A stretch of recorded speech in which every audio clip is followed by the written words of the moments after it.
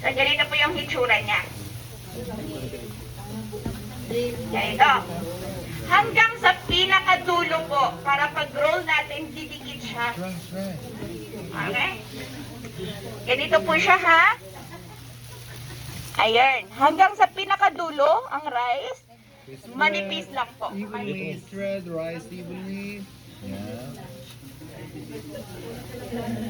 I'm making that at home.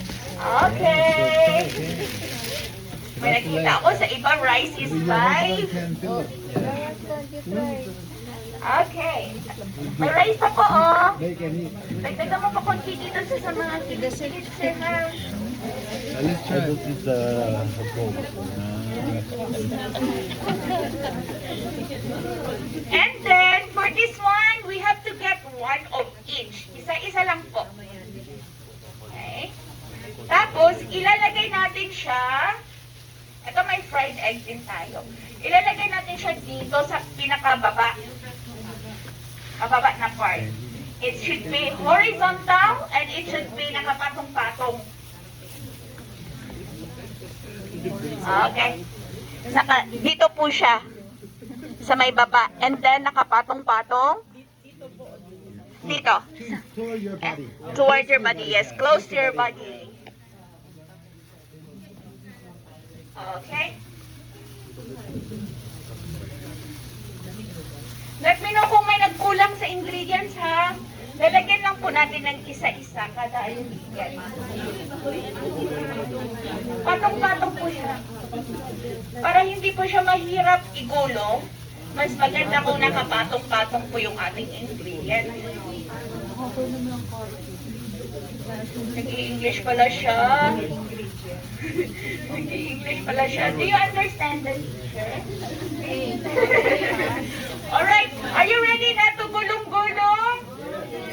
Okay, are you ready to roll?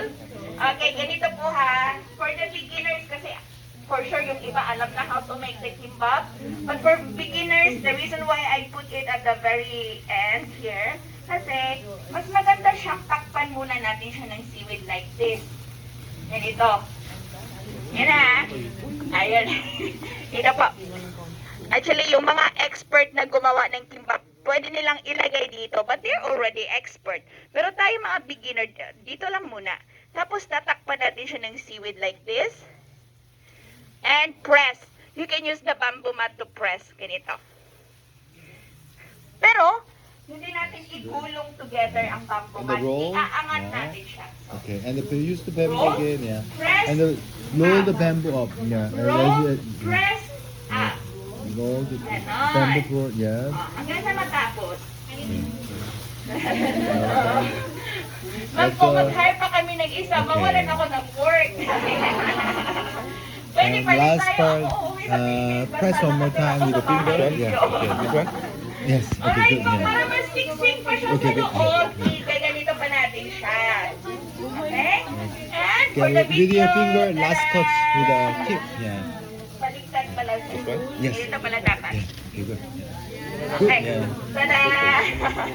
And for the final touch, nakita niyo yung mga cups dyan, may mga cups tayo dyan. May laman siya sesame oil. Yeah, and then you inside the cow, you can apply the Sesame sesame oil oil, siya. yeah, with your For the final finger. touch, pahid-pahid lang natin siya all over. It makes the kimbap smell good, shiny, and mas masarap siya. Okay. Picture na po kayo. Gusto niyo na bang kainin? So, hold May your lunch. kimbap. One more May picture, lunch tayo, mga everyone. kapatid. Okay. May lunch pala